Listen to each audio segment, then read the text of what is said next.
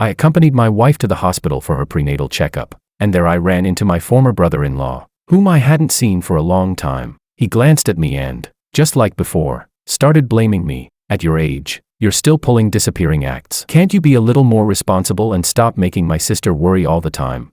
But maybe he forgot. A year ago, my mother was gravely ill. Her only wish was to see me married with a child. I put everything on the line and proposed to Sabrina, but on the wedding day, I waited from morning till night, only to receive a 30-second voice recording. I won't be coming to the wedding, and I won't marry you. This is your punishment for bullying Mickey. My mother was so infuriated by Sabrina's reckless behavior that she had a heart attack and passed away. After handling my mother's funeral, I erased all traces of myself. When I left City C with the little I had left, Sabrina was still out skiing abroad with Mickey to unwind. And now, he dares to tell me, my sister has spent most of every month flying around to look for you. She's lost nearly 20 pounds off her 100-pound frame within a year. She's been waiting for you all this time. Kevin, now that you're back, live well with my sister. I lowered my head with a faint smile, raising my hand with the wedding ring on it. Sorry, I like to keep things low-key. I already got married without holding a big ceremony, so I didn't notify you. Chapter 1. Kevin, do you even know my sister almost went insane looking for you this past year? You almost cost a life back then. My sister skipped the wedding to clean up your mess, and then you just walked away. 8 years of relationship thrown away just like that. He blocked my way. I had just come back from the parking lot, looking down at my phone to reply to my wife's message. Sean Jean, dressed in his white doctor's coat, stood in front of me. After a moment of surprise, he started questioning me. A year apart, yet the deep-rooted arrogance of the Jean family in his bones hadn't faded one bit. Back then, it was Sabrina who was two-timing. Yet in his words, it became all my fault. Honestly, hearing Sabrina's name again didn't stir much in me. It was like brushing against a scalding cup. 2 seconds of pain, then nothing left at all. I looked indifferently at the endlessly chattering Sean and calmly spoke. Sabrina and I broke up a year ago. What you're saying has nothing to do with me. Sean froze slightly, his gaze filled with disbelief, blurting out, everyone in the circle knows you're my sister's watchdog. You never did anything else except cling to her, terrified that another man might get close to her. How could you possibly let her go? With those eyes that resembled Sabrina's by 60%, he looked down on me with disdain, as if staring at a stray dog with no home. That look, during the past 8 years, I endured it every single day. Sabrina was the daughter of a prestigious family of doctors, while I was just a boy from a single-parent household in the slums. When I decided to pursue Sabrina, everyone mocked me for being a toad lusting after a swan. Later, when Sabrina finally accepted me, they changed their tune, saying I was nothing but a simp, betting on how soon Sabrina would dump me. Some bet a week, some bet a month, some bet 3 months, but no one expected that I'd end up staying by Sabrina's side for 8 whole years. Chapter 2. At the beginning of our 8th year of dating, Sabrina's career became unusually busy. Yet in the few text messages we exchanged each day, another man's name kept appearing. I asked Sabrina if she had eaten, and she said her junior fellow had brought her food. It was very spicy. I asked if she wanted to watch a movie, and she replied that everyone was going out to celebrate her junior fellow's paper being published. Later, when I got sick, I asked if she could spare some time to come back home. She said her junior fellow had messed up an experiment and was being scolded, so she had to stay behind to handle the aftermath. From those words, I sensed a subtle atmosphere. Soon enough, my intuition was confirmed. On our fixed monthly date, I managed to get tickets to Sabrina's favorite concert, but during that rare time together, Sabrina kept lowering her head to reply to messages. I felt upset, but then thought about how hard she had been working, so I told myself not to mind. I asked softly, "Who keeps bothering you even on your day off?" Sabrina answered casually, "Mickey copied my experiment and messed up the data. He's asking me about it." Mickey, that junior fellow of Sabrina's. I didn't even know what I was feeling at that moment, only that it was such a pity. Tickets I had worked so hard to get, and neither of us really watched the concert. On the way back, Sabrina again pulled out her phone to text. I couldn't stand it anymore and covered her phone with my hand. Sabrina frowned at me. I looked straight at her and, in a joking tone, said, "You already missed 2 of our monthly date nights. I finally managed to see you, but you're still glued to your phone. You keep mentioning your junior fellow. I'm getting jealous." When I said that, I thought Sabrina would laugh it off and maybe stop bringing him up so often, but I never expected those words to anger her. Her face instantly turned cold. "Kevin, when did you become so sex-obsessed?"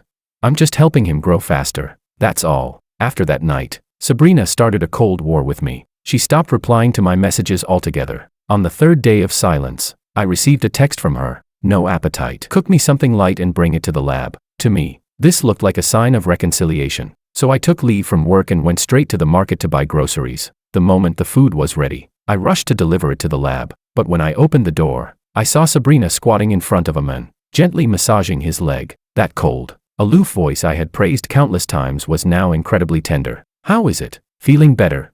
"Much better, senior sister." The sight made my head feel like it was exploding. Countless thoughts surged up, choking me with pain. The guy suddenly looked up, quickly pulling away from Sabrina, embarrassed. "Senior sister, stop. Someone's here." Only then did Sabrina notice me standing at the door. She stood up, frowning. "Kevin, this is the lab. Why didn't you knock?"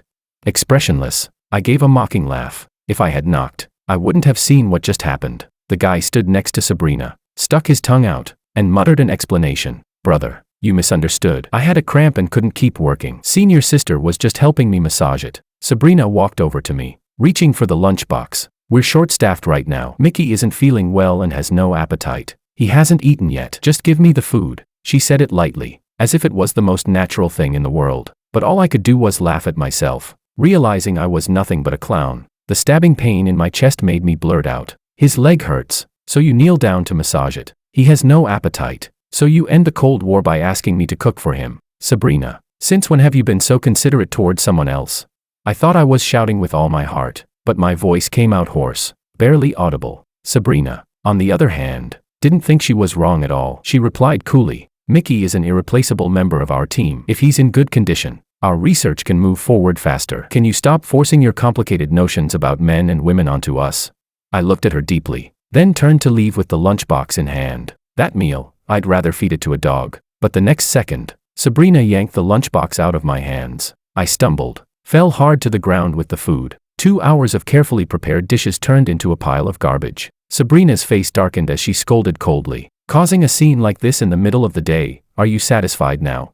I knelt silently on the ground. Shards of porcelain cut into my palms, blood running across my hands. She froze for a moment, instinctively reaching out to help me up, but I pushed her hand away, forced myself up through the pain, and walked out without looking back. Chapter 3. After that, Sabrina sent me a few messages. I didn't reply, and she didn't send any more. There was a week left until my birthday. I thought I would be spending it alone this year, but close to midnight, Sabrina showed up in the pouring rain with a cake. She put a gift watch on my wrist and sincerely apologized. "What happened that day was my fault. I didn't give you enough security, which made you so anxious and uneasy. Don't worry, when this project ends, I'll bring up our marriage to my family." In 8 years of dating, it was the first time she ever gave me such a promise. I started counting the days, waiting in anticipation for the long-awaited wedding. But later, I realized that day would never come. After reconciling with Sabrina, she came home every evening after work, and we enjoyed our little world together. That lasted for 2 weeks before Sabrina threw herself back into her busy job.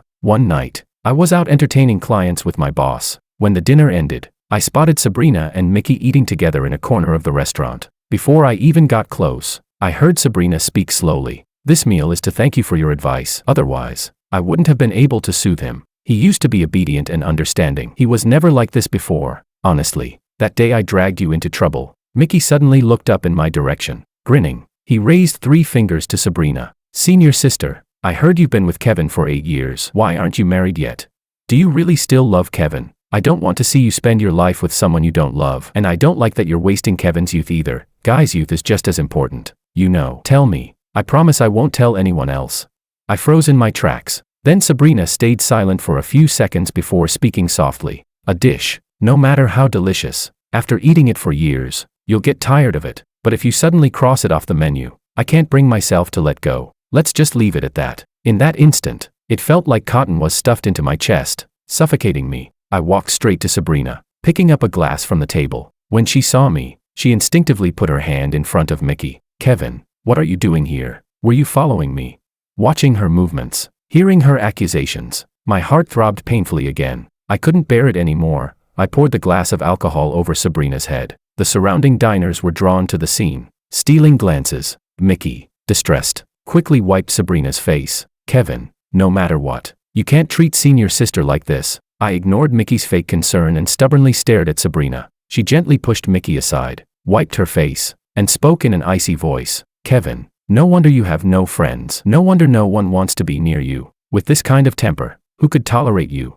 The glass slipped from my hand and shattered on the floor. I had never imagined Sabrina would one day scold me for another man's sake, nor had I imagined she would take my painful memories and turn them into a blade against me. When I was young, my father cheated and then drowned in the sea with his mistress. My mother, with her frail shoulders, raised me on her own. But growing up poor in a single-parent family, with parents working ordinary jobs, became the source of my bullying. After school, I was locked in the bathroom as a cruel prank. Sabrina appeared before me like a goddess, saving me. As she passed me, she said, "Don't blame yourself for other people's mistakes." But now, she had torn apart those very words herself. Looking at Sabrina, my tears suddenly fell, streaming uncontrollably, but without even sparing me a glance. She left the restaurant with Mickey. Chapter 4. On my way back, I received a call from the hospital. I learned that my mother's condition had worsened. She had already been rushed into the emergency room. I couldn't afford to grieve. I told the driver to turn around and sped to the hospital. My mother temporarily escaped danger, but the doctor said that episodes like tonight's would keep happening, and my mother probably had only 1 month left to live. I stayed by her hospital bed, my eyes swollen from crying. My mother gently stroked my hair, just as she always had. "Son, don't cry. It's a good thing if Mom goes, then I won't be a burden on you anymore. My only regret is not being able to see you get married and start a family." I wiped my tears, held her hand tightly, and said with all seriousness, "Sabrina already promised to marry me. I was planning to tell you the good news in a few days. Mom, don't worry. I'll make sure you get to see me marry with your own eyes." Leaving the hospital, I immediately called Sabrina. No matter what had happened between us before, all I hoped was that this time she would cooperate with me. But I didn't know then, this was a decision I would regret for the rest of my life. As soon as she picked up, I rushed to speak. "Sabrina, let's get married sooner. My mom's condition has worsened. I want her to leave this world peacefully." On the other end, Sabrina stayed silent, saying nothing. A sinking feeling hit my heart. My voice trembled. "Sabrina, you don't want to?" She didn't answer me. Instead, she asked a different question. "Do you know Mickey tried to jump off a building yesterday?" Someone mailed an anonymous letter to Mickey's school, accusing him of being a homewrecker. The scandal blew up, and Mickey tried to jump to prove his innocence. He was saved, but now his emotions are very unstable. "Kevin, I'll just ask you once, was that letter sent by you?" I was shocked. Then I understood, disbelief overwhelming me. "Sabrina, you think I sent that letter? We've been together 8 years. Don't you know what kind of person I am?" I was furious. So wronged it drove me to madness. But Sabrina's voice remained unnervingly calm. "If it wasn't you, why are you getting so worked up? I've agreed to the wedding. Just start preparing." Then she hung up. I sent her messages afterward, but she avoided the topic completely. Time was slipping away, so I stopped concerning myself with Mickey's suicide attempt. I busied myself, determined to organize a wedding in just 2 weeks. During those 2 weeks, I didn't see Sabrina even once. Fittings for the groom's suit and her wedding dress were done separately. In our chats, she only replied once every 3 days. When I asked, she just said she was too busy, finishing up her project. So I stopped pressing her, shouldering all the preparations myself, not letting Sabrina worry about a thing. At last, the wedding day arrived. I stood in my groom's suit, waiting from morning till night, my hope turning to despair. The seats for the bride's family remained empty. I called Sabrina 100 times, no answer. Only one new voice message sat quietly in WeChat. "Kevin, I gave you a chance. If you had admitted on the phone that you were the one who sent the letter, and obediently apologized to Mickey, I would have attended the wedding. I would have still been your bride. But now it's too late. I won't come to the wedding, and I won't marry you. This is your punishment for bullying Mickey." Chapter 5. Sabrina's reckless willfulness cost me my mother's life and severed my 8-year relationship with her. After the funeral, I accepted my company's transfer order and took a position at a new branch. During that time, I sold my house as quickly as possible. Then, carrying the little that remained of my belongings, I left City C. Before boarding the plane, I opened Sabrina's WeChat moments one last time. Her latest post, uploaded just 10 minutes earlier, was a video of her skiing abroad with Mickey, both of them laughing joyfully, faces glowing. I immediately blocked and deleted all her accounts and phone numbers. Blinking, I snapped back to the present, tossing those painful memories behind me. In front of me, Sean saw that I wasn't responding and sneered. "Kevin, you're almost 30, aren't you? Still acting like some character from a novel, disappearing without a trace. You've been hiding for nearly a year now, just to make my sister pity you and agree to marry you again, haven't you?" Hearing that, I froze for a moment, then suddenly burst out laughing. I raised my hand, waving it in front of Sean. "Sorry, I like to keep things low-key, so when I got married, I didn't throw a big wedding. Don't overthink it." The glittering diamond ring stunned Sean into blankness. Then, realizing what I had just said, his expression turned hideous. "What did you just say? You're married? Kevin, how dare you? How are you going to explain this to my sister? Seeing that he couldn't understand plain words, my smile faded. The ENT department is on the 3rd floor. The elevator is right there. Why don't you go down and get yourself checked? If there's nothing else, I'll be leaving. My wife is waiting for me. I was about to walk away when Sean tried to block me again. I shot him a cold glare. Sean, if you keep pestering me, I'll call the police. I didn't lower my voice when I said it, so the family members waiting in the corridor turned their heads to look. Sean quickly released me. I took 2 steps forward and suddenly saw a familiar figure, one hand resting on her belly. Smiling, I waved and called out, "Wife," before hurrying over, carefully supporting Alice. "How are you? What did the doctor say?" "The doctor said everything's normal, told me to rest and wait for delivery." "What about you? How's the car? What did the traffic police say?" "When we came to the hospital today, the parking lot was full, so I had left the car outside. Later, I got a call from the traffic police. Someone had crashed into my car. It was a kid, just a scratch on the paint, but the kid's parents insisted it was my fault for parking outside. Then the police checked the surveillance and found it was clearly their son." Alice sighed and stroked her belly gently. "Sweet daughter, don't you ever become like that bratty kid, okay?" I laughed, squeezing her hand gently. "And how do you know it's a girl?" Alice gave a tender smile. "Because I like girls." After leaving City C, in order to forget my painful past, I threw myself completely into building up the new company, but I worked so hard that one day I collapsed on the street. It was Alice, passing by on a field survey, who saved me. She took me to the hospital and spent 3 days caring for me. By the time I thought of properly thanking her, she was already gone, leaving me only her name. Later, when the company stabilized and I received a promotion, my boss granted me a 10-day vacation to reward my hard work. I chose to travel to my mother's hometown, and there, I ran into Alice once again. From then on, we naturally became a couple, and eventually got married. It all happened quickly, yes, but in this relationship, all I have felt is genuine happiness. Sean's stunned gaze lingered on me for a long time, but I didn't care. I had no desire to ever be entangled with their family again. Chapter 6. After that day I never saw Sean again, and gradually the memory of that conversation faded. My life now was happy and full, a beautiful, gentle wife and a baby on the way. If Mom could see my life now, she would be glad for me, but I never expected Sabrina to come looking for me. My wife was 35 weeks pregnant in her 3rd trimester, and I often walked with her in the neighborhood plaza. This was an upscale complex. Plenty of rich kids and celebrities had homes here. The security was usually very responsible. They'd even bring deliveries in. So when I suddenly ran into Sabrina, I was startled and frowned at her. "How did you get in here?" I asked. Sabrina looked straight at me. Her gaze slowly dropped to my wife's belly. Her deep eyes reddened in an instant. I even saw a trace of tears. Actually, ever since seeing Sean, I'd had a vague premonition that Sabrina and I would meet again. I just didn't expect it to be so soon. Nor did I expect to feel utterly calm facing her. I knew then that I had truly let Sabrina go. "Kevin, what did you treat me, our relationship, as?" she demanded. "You marry another woman so quickly and already have a child. Did you ever ask me? Have you considered my feelings?" Her questions came one after another. Her voice was hoarse as if she'd eaten a sack of chili. To be honest, I felt no anger listening to her, only amusement. It had only been a year. Could Sabrina selectively forget who was right and who was wrong?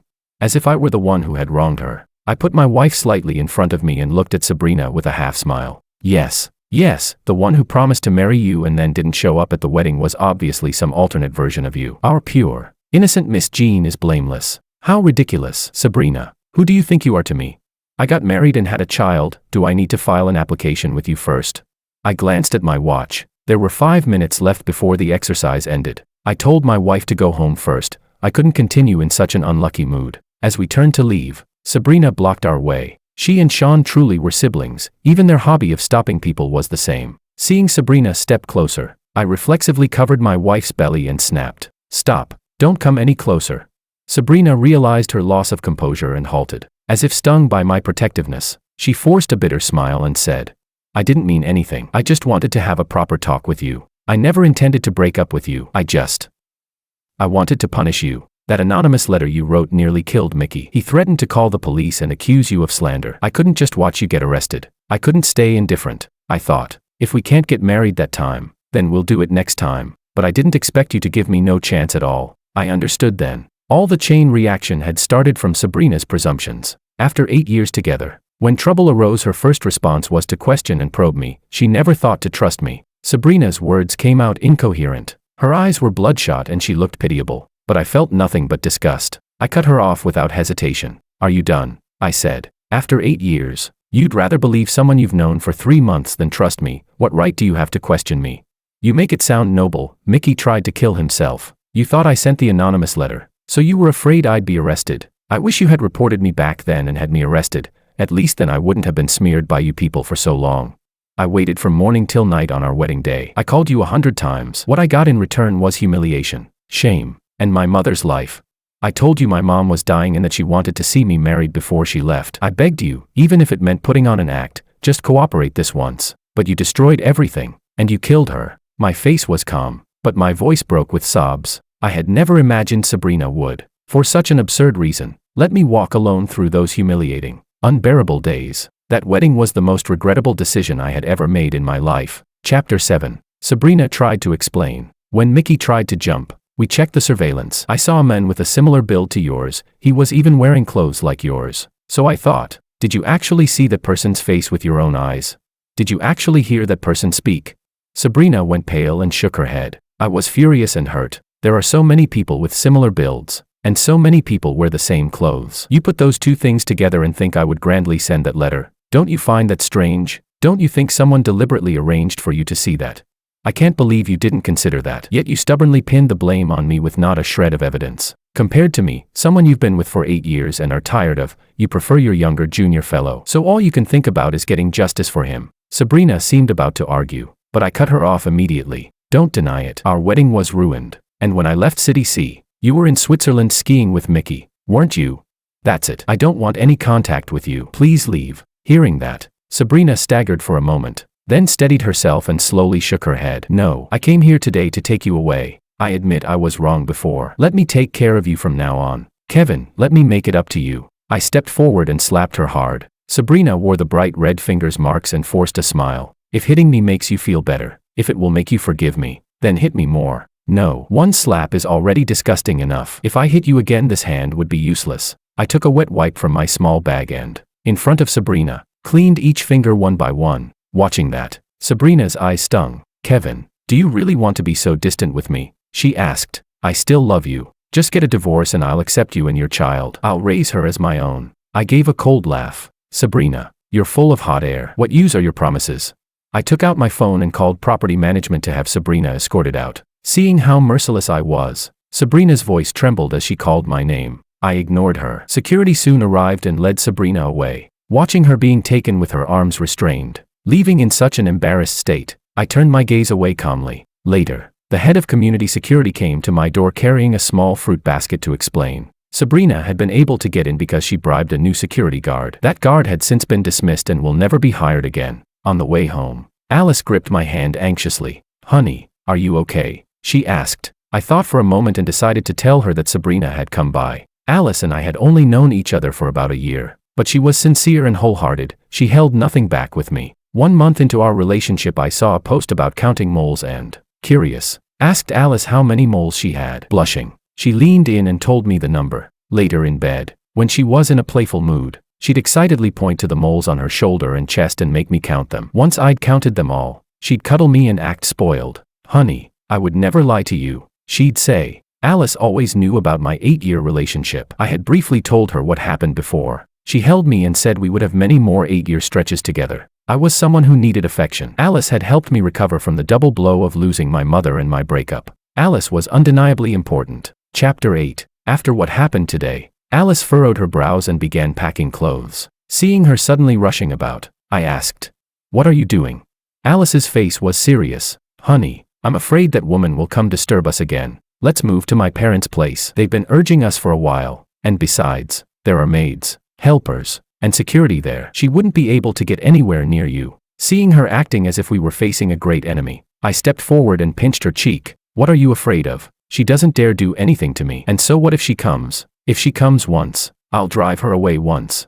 But in the end, I still went with Alice, bringing the maternity bag back to her family home. My father and mother-in-law were delighted at our arrival. Even Alice's eldest brother, always busy and in control of the family business empire, came home for a visit. We lived very comfortably there. Only occasionally did I receive messages from the neighborhood manager on my phone, saying someone was looking for me. I knew who it was. I simply told the manager to drive her away. At 38 weeks pregnant, Alice's checkup showed reduced amniotic fluid, and the baby might be in danger. A date was set for an early C-section. When the surgery was done, our daughter was born. I watched in bliss as Alice nursed the baby, her parents surrounding her, their faces filled with delight as they gazed at the newborn. Looking at that scene, I felt like I had been reborn. On the third day in the hospital, I went downstairs to pick up medicine. When I returned, I heard a sudden uproar in the ward. Alice and Sabrina were fighting. Nurses stood anxiously nearby. Several patients' family members tried to intervene but couldn't get in between them. I stared in shock and shouted for them to stop.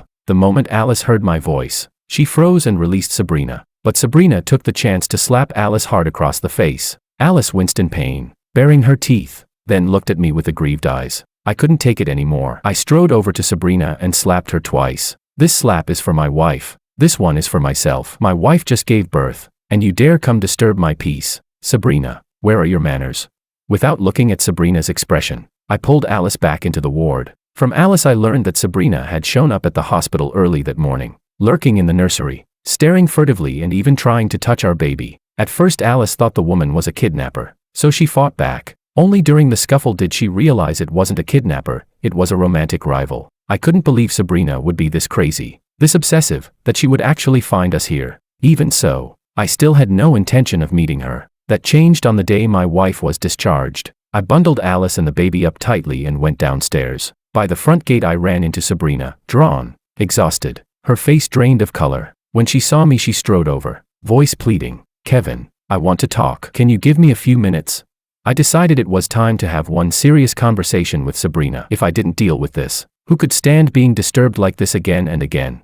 I glanced at Alice. She held the baby and gave a disgruntled little huff. "Go ahead. I'll wait here." A few meters away, Sabrina looked years older than the last time I'd seen her, a few white hairs showing at her temple. I couldn't say I felt anything but that she deserved it. I looked at her seriously. "Sabrina, I hope this is the last time we talk. I told you, I have my own life now. Stop clinging to the past. I never wronged you. Your stalking and harassment are no different from torturing me." Sabrina's eyes were rimmed with red, her lips pale as she hurried to speak. "Kevin, is there really no chance for us? A few days ago I went back to City C and I kicked Mickey out of the lab. He pretended to be senile and staged things to ruin our relationship. I wouldn't let him. Later he latched onto another senior sister. She was already married and wouldn't put up with him. I admit I once wavered in this relationship, but I've realized clearly, I love you. I only love you." Listening to Sabrina confess like that, something she'd never done before, I felt nothing but a weary coldness. What use was it now?